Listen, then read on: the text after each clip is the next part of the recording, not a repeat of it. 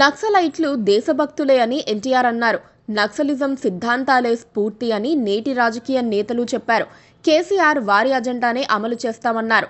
పవన్ కళ్యాణ్ ఓ దశలో తాను అడవుల్లోకి వెళ్లాలనుకున్నారని చెబుతారు. అయితే ఇప్పుడు అలాంటి ఉద్యమం అంతిమ దశకు చేరుకుంది. నక్సల్ ఉద్యమం చివరి దశకు చేరుకుంది. 2026 మార్చి నాటికి వారి కథ ముగించేస్తామని కేంద్ర హోంమంత్రి అమిత్ షా ప్రకటించారు. ఈ ఏడాది ఇప్పటికే 2 ఎన్కౌంటర్లలో 40 మంది మావోయిస్టుల్ని చంపేశారు. కేంద్ర కమిటీ సభ్యుడు చలపతి, గుడ్డు లాంటి వాళ్లు ఉన్నారు. ఇది మావోయిస్టులకు చావు దెబ్బగా చెప్పవచ్చు. కోబ్రా, సిఆర్పీఎఫ్ దళాలతో పాటు లొంగిపోయిన మాజీ నక్సలైట్స్ కు శిక్షణనిచ్చి మావోయిస్టులపైకి ప్రయోగించడం భద్రతా దళాలకు ప్లస్ అయింది. దండకారణ్యంలోని అణువణువు తెలిసిన ఈ మాజీ నక్సలైట్లను ముందు పెట్టి భద్రతా దళాలు వేట కొనసాగిస్తున్నాయి. దాదాపు 1000 మంది సైనికులు పన్నిన పద్మవ్యూహంలో 60 మంది మావోయిస్టులు చిక్కుకుపోయినట్టు సమాచారం. ఎటువైపు తప్పించుకోకుండా వారికున్న అన్ని దారులు మూసేయటంతో నక్సలిజం చిక్కుకుపోతోంది. ఆంధ్రప్రదేశ్లో ఒకప్పుడు బలంగా ఉన్న మావోయిస్టులు ఇప్పుడు తుడిచిపెట్టుకుపోయారు.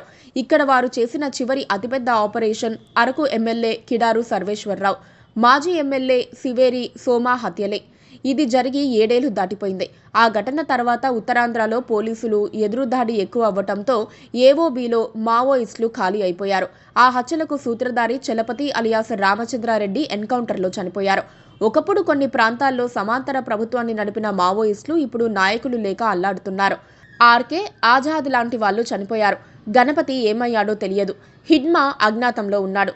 మిగిలిన నాయకుల్లో కొందరు వృద్ధాప్యంతోనూ అనారోగ్య సమస్యలతో బాధపడుతున్నారు. దీంతో మావోయిస్టులకి దిశానిర్దేశం చేసేవారు కరువయ్యారు. మావోయిస్టు ఉద్యమానికి పీడిత గ్రామాల మద్దతు ఉండేది.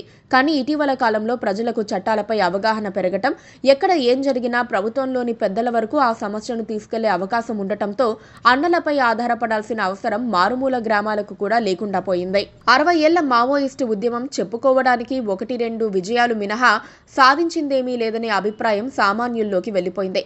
మావోయిస్టులు ఉన్నత విద్యా సంస్థల్లో చదివి నిరుద్యోగం, ప్రజా సమస్యల పట్ల ఆవేశం ఉన్నవారిని గుర్తించి తమ ఉద్యమంలోకి ఆహ్వానం పలికేవారు. కానీ ఇప్పుడు గ్లోబలైజేషన్ పుణ్యమా అంటూ ఉద్యోగ అవకాశాలు పెరిగాయి. ఈ కారణంగా బాగా చదువుకున్న విద్యావంతులు మావోయిస్టుల్లోకి రిక్రూట్ కావటం లేదు. ఒకప్పుడు ఏదైనా ఎన్కౌంటర్ జరిగితే దాని మీద 100 ఎంక్వైరీలు, ప్రజా సంఘాల పోరాటాలను పోలీసులు ఎదుర్కోవాల్సి వచ్చేది. కానీ ఇప్పుడు అసలు సామాన్యులు పట్టించుకోవటం లేదు. ఒకప్పుడు మావోయిస్టులకు అర్బన్ ఏరియాల్లో సైతం షెల్టర్స్ ఉండేవి. ఇప్పుడు దండకారణ్యంలోనే భద్రత లేదు. ఇలాంటి పరిస్థితుల్లో మావోయిజం, నక్సలిజం బతకటం అంత తేలిక కాదు. మావోయిస్టుల సానుభూతి పరులే లేకపోతే మావోయిజం ఎక్కడి నుంచి వస్తుంది? మారుతున్న కాలంతో ఈ రెబలిజం కూడా అంతమైపోయిందని అనుకోవాలి. Please subscribe to KTV Telugu. KTV Telugu. KTV Telugu channel.